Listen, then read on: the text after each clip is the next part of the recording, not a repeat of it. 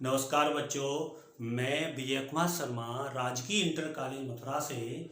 तो बच्चों, आज हम 11वीं क्लास की भौतिक विज्ञान की इकाई 4 कार्य सामर्थ्य एवं ऊर्जा के अंतर्गत आज हम जानेंगे एक विमीय तल में प्रत्यास्थ संघट्ट यानी elastic collision in one dimensional space. यानी एक विमीय तल में प्रत्यास्थ संघट्ट किस तरह से होगा, ये आज हम अपनी इस वीडियो के माध्यम से जानेंगे।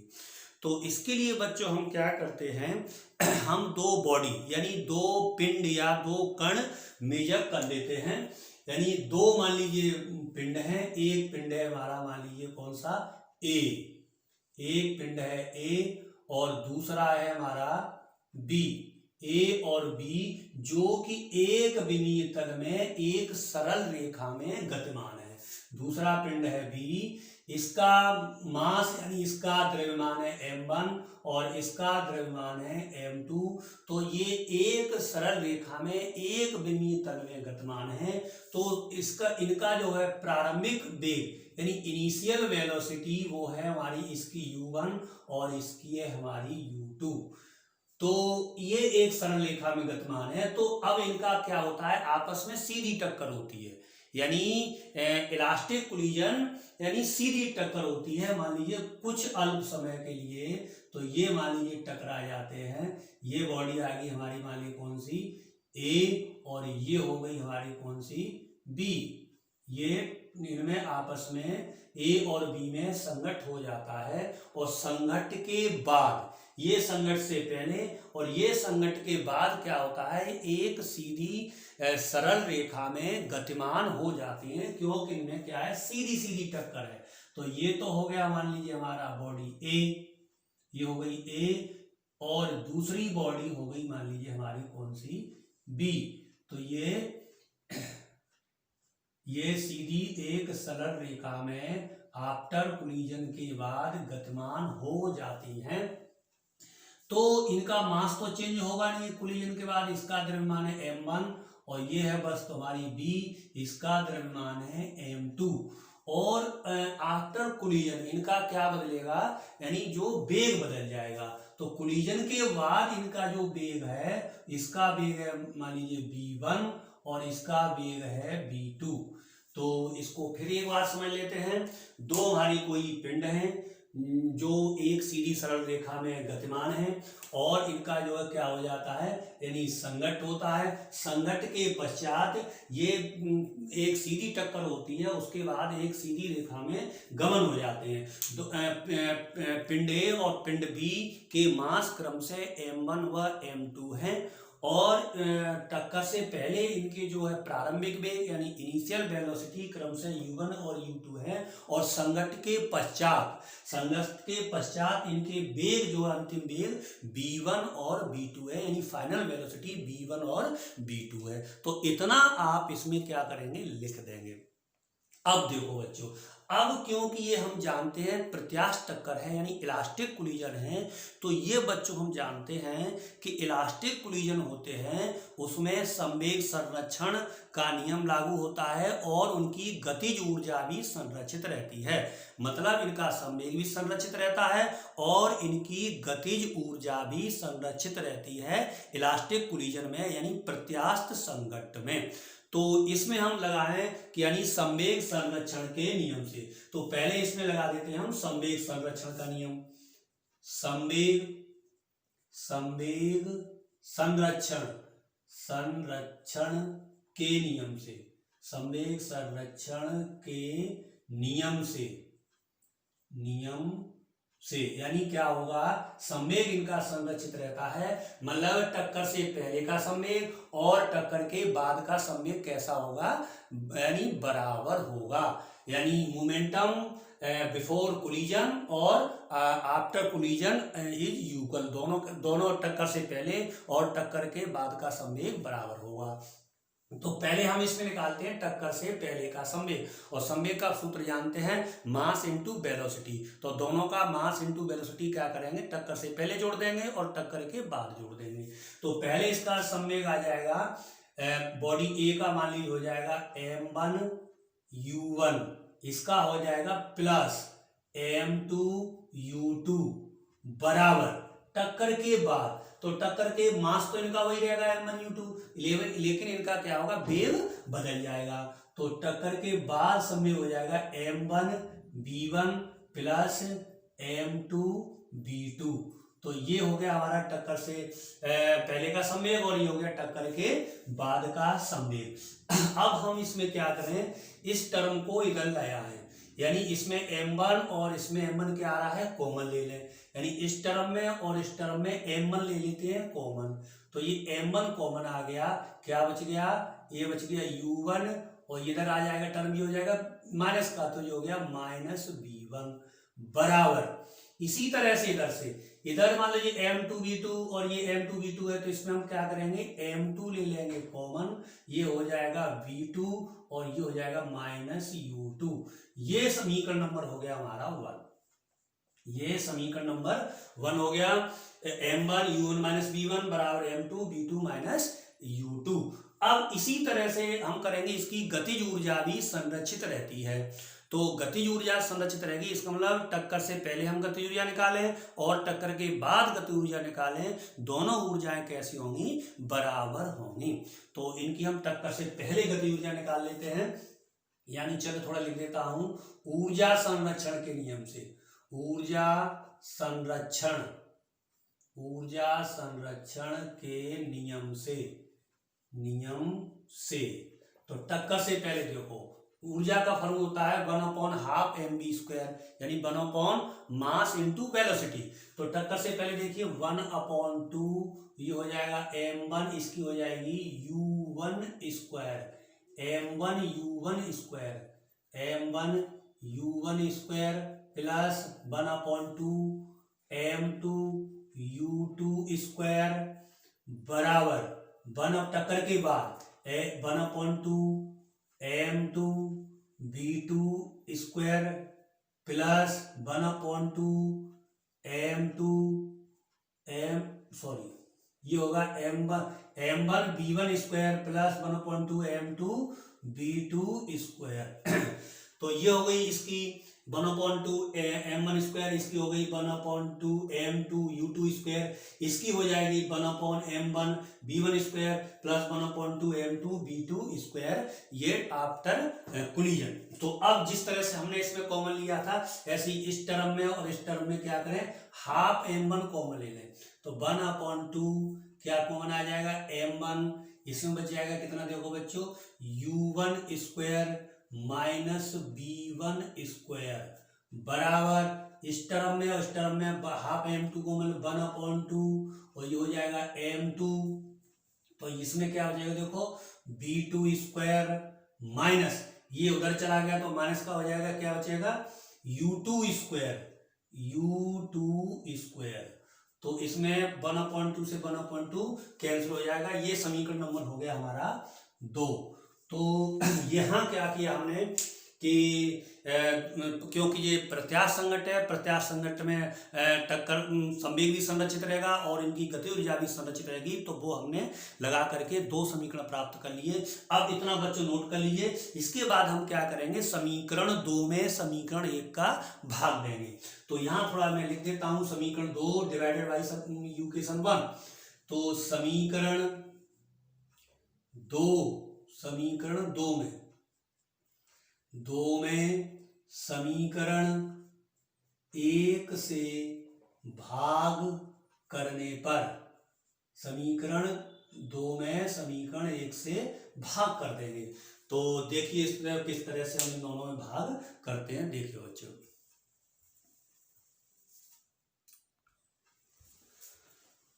तो देखो बच्चों, ये समीकरण हमारा 2 है और ये समीकरण हमारा 1 है, यानी m1 u1 square minus v1 square बराबर m2 v2 square minus v2 square, और इसमें भाग दिया है हमने समीकरण नंबर 1 से, यानी m1 u1 माइनस v1 और m2 v2 माइनस u2। तो अब बच्चों थोड़ा देखना, जैसे a वर्ग माइनस b वर्ग, तो a वर्ग माइनस b वर्ग होता है a प्लस b, और a माइनस b की तरह से इसको हम खोल लेंगे ऊपर वाले समीकरण को। तो क्या आएगा देखो, तो फिर ये आएगा m1, या यहाँ पर m1 से m1 काट दीजिए, यहाँ पर m2 से m2 काट दीजिए, तो ये कट गया।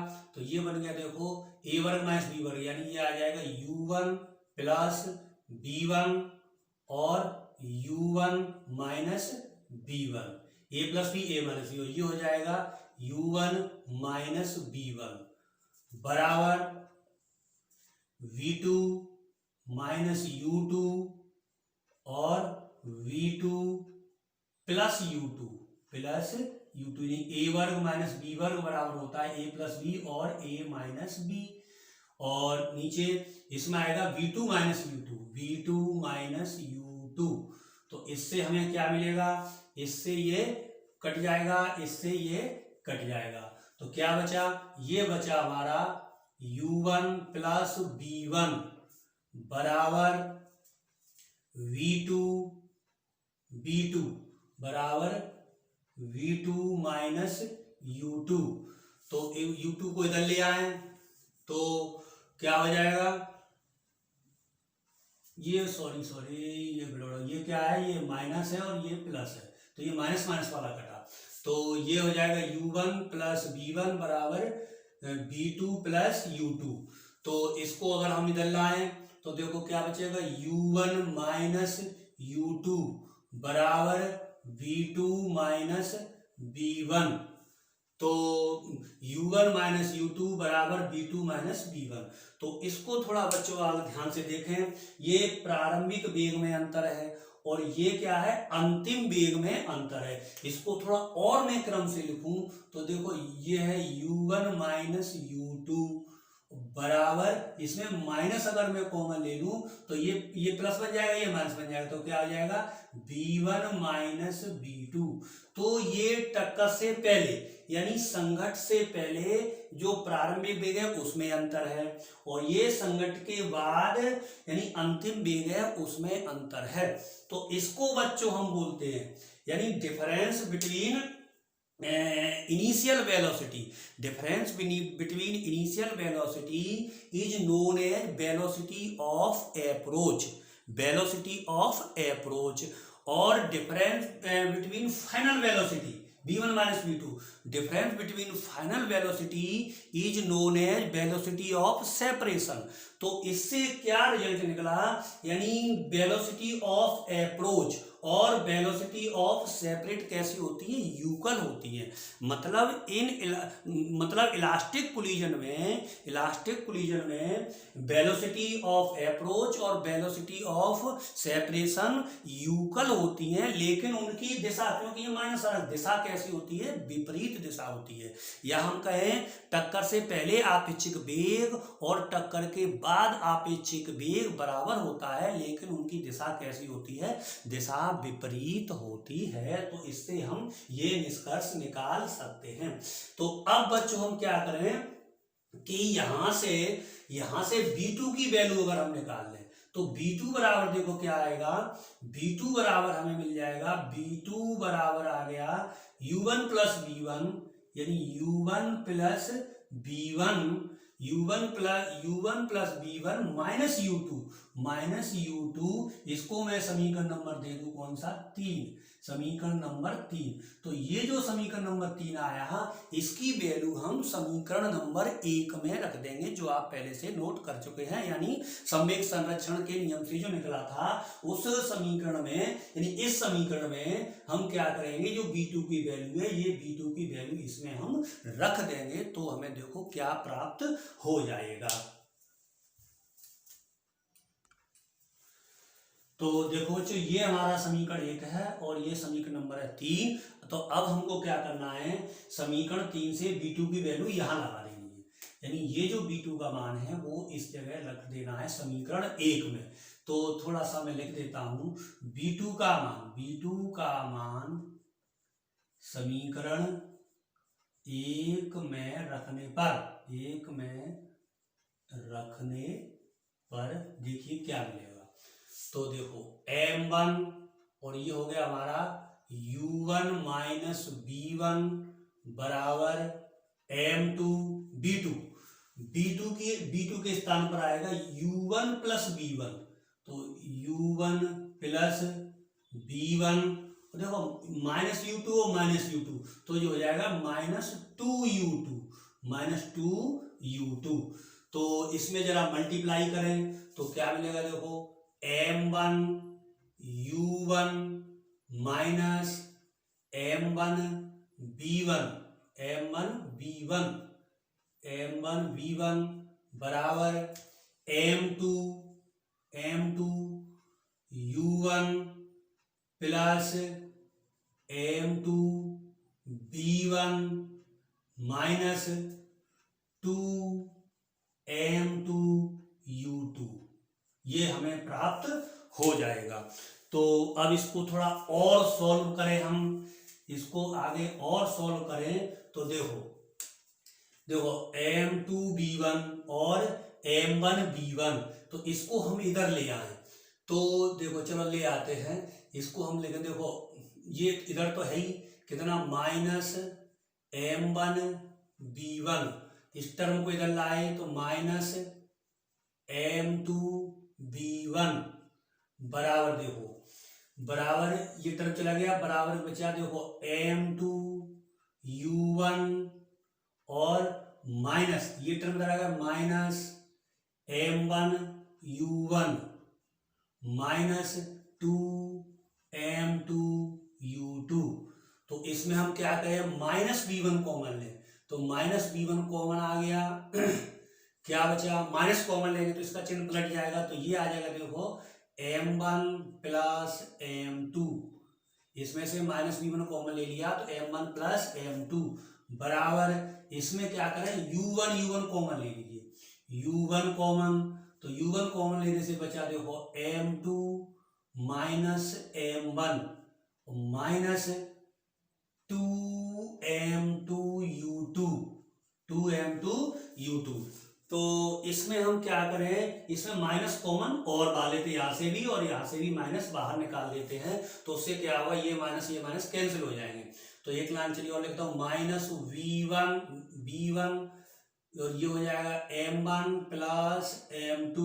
अब हम क्या करें, इसमें से माइनस बाहर निकाल दें, तो माइनस ये बाहर निकाल लिया, क्या बचा U1 और ये प्लस का हो जाएगा, ये माइनस का हो जाएगा माइनस बाहर लेने से, तो ये हो जाएगा M1 माइनस M2 और ये हो जाएगा प्लस 2M2U2। इससे क्या हुआ, ये माइनस से माइनस कैंसिल हो गया।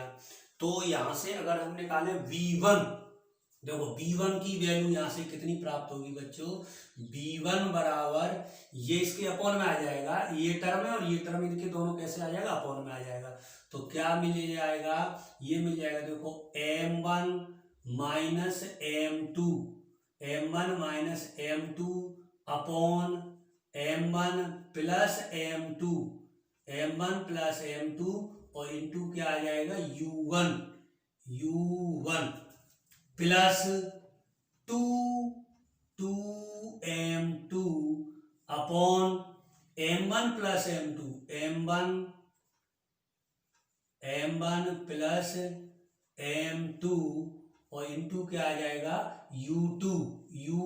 ये समीकरण नंबर हो जाएगा मान लीजिए हमारा 4। तो ये हमें बच्चों क्या हो गया, B1 की वैल्यू प्राप्त हो गई, यानी जो B2 का मान हमने निकाला उसको समीकरण हमने 1 में रखा, तो उससे हमें वेग यानी वेलोसिटी की वैल्यू प्राप्त हो गई। जिस तरह से हमने B1 निकाला है उसी तरह से बच्चों हम B2 भी निकाल सकते हैं। उसके लिए यानी सिमिलरली लिख देंगे। उसके लिए क्या करेंगे, जब हम B2 निकालेंगे तो जहां पर 1 है उसके स्थान पर हम कर देंगे 2 और 2 है वहां पर कर देंगे हम 1। तो इतना आप नोट कर लीजिए। फिर हम वैल्यू निकालते हैं B2 की।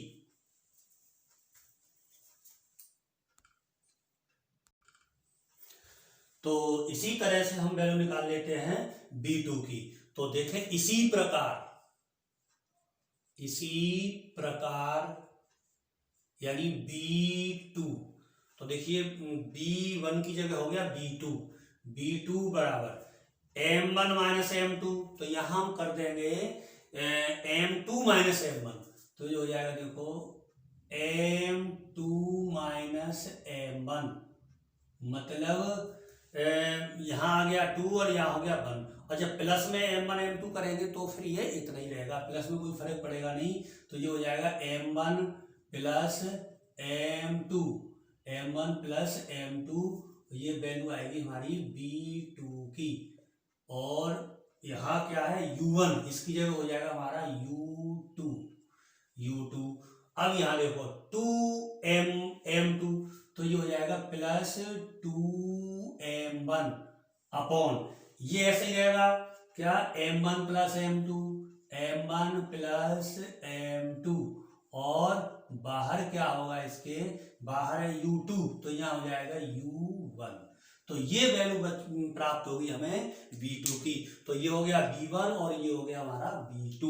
तो अब बच्चों अगर क्या करें, अगर हमारे दोनों पिंड यानी दोनों पिंड के द्रव्यमान क्या है, बराबर हैं, यानी उनके मास कैसे हैं, युगल हैं, तो उस स्थिति में देखो क्या होगा, यदि m1 बराबर m2 बराबर हमने मान लिया m1 बराबर m2 और बराबर मान लिया हमने m, लेट ये माना, तो देखो पहले b1 की वैल्यू देखो, तो b1 बराबर देखो m1 m2, ये क्या हो गया हमारा, मान लीजिए क्या हो जाएगा, m1 m2 ये कट जाएगा, यानी यहाँ m1 यहाँ m लगाएं और यहाँ भी m लगाएं, तो ये कट के क्या आ जाए 0।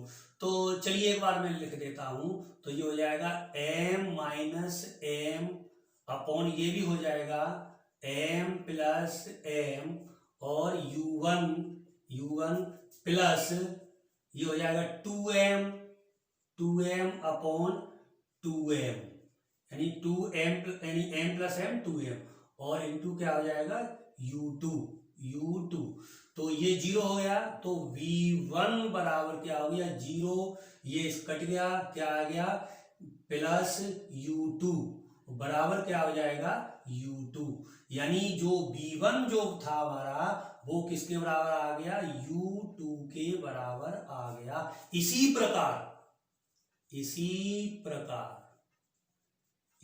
प्रकार हम निकालें बच्चों, इसी प्रकार हम निकालेंगे क्या, b2।